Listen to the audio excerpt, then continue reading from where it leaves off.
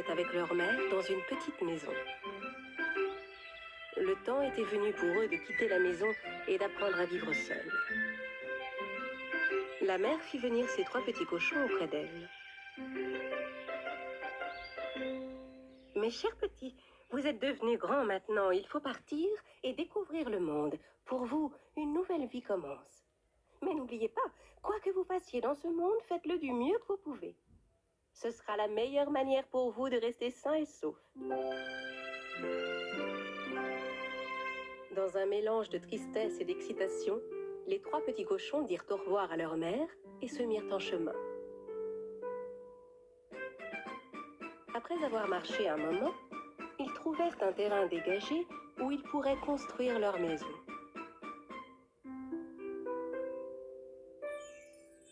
Le plus jeune des cochons décida de construire sa maison en paille. Il se disait que c'était le moyen le plus facile et le plus rapide de construire une maison, et que ça lui laisserait tout le temps de jouer. Le petit cochon construisit sa maison en une seule journée. Il dit alors à ses frères: « Hé les gars, j'ai déjà terminé, moi, regardez !» L'aîné jeta un œil à la maison. « Oui, mais ta maison n'a pas l'air solide du tout. Comment elle te protégera du méchant loup ?» Le petit cochon ne fit aucun cas de la remarque de son grand frère. « Ne t'inquiète pas, il ne nous arrivera rien. Peut-être, mais tu ne pourras pas dire que je ne t'ai pas prévenu. » Le deuxième cochon décida de faire sa maison en bois. Il ramassa des branches dans la forêt et commença à se construire une petite cabane. Il mit exactement 3 jours à la construire. Cette maison semblait un peu plus solide que celle en paille. L'aîné des cochons vint le voir. « Mon cher petit frère, j'ai vu que tu avais bien travaillé pendant ces 3 jours, mais ta maison n'a pas l'air du tout solide. Comment elle te protégera du méchant loup ?» Le cadet répondit à son frère: « Ne t'en fais pas, cette maison est vraiment sûre. »« Peut-être, mais tu ne pourras pas dire que je ne t'ai pas prévenu. » Pendant que les 2 plus jeunes petits cochons s'amusaient et se reposaient dans leur toute nouvelle maison, l'aîné, lui, ne cessait de travailler. Il avait entrepris de construire sa maison en pierre et en briques. Ses 2 petits frères ne voyaient pas l'intérêt de faire autant d'efforts.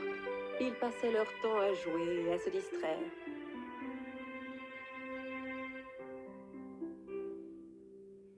Pourquoi tu t'embêtes comme ça alors que tu pourrais finir aussi vite que nous ? » ?»« C'est vrai, mais de quoi as-tu peur ?» L'aîné des cochons ne prit même pas la peine de les écouter.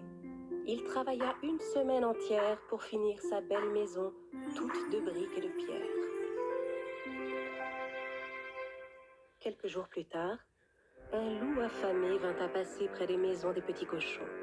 Il s'arrêta d'abord devant la petite maison de paille. Le petit cochon était en train de se reposer à l'intérieur. Le loup frappa à la porte.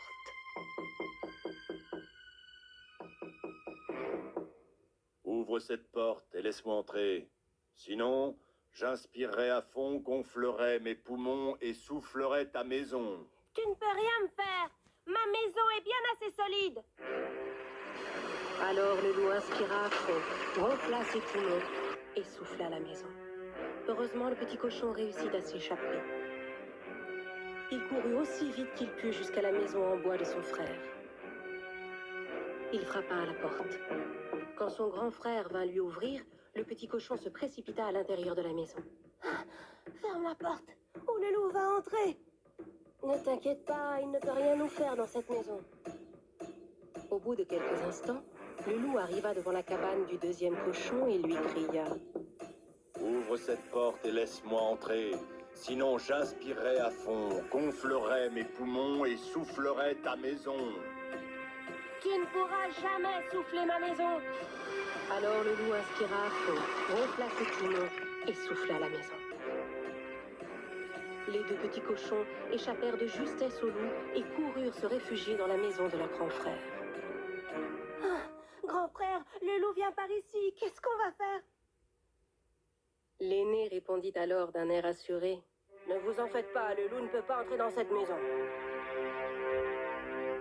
Au bout de quelques instants, le loup affamé arriva devant la maison du 3e cochon, faite de briques et de pierre. Il cria derrière la porte: « Ouvre cette porte et laisse-moi entrer. Sinon, j'inspirerai à fond, gonflerai mes poumons et soufflerai ta maison. Essaie toujours, méchant loup, tu ne pourras jamais entrer. Le loup était très en colère. Il gonfla ses poumons et souffla, mais rien ne se passa. Il ne réussit pas à souffler la maison. Il essaya encore et encore, mais n'arrivait pas à bouger une seule brique.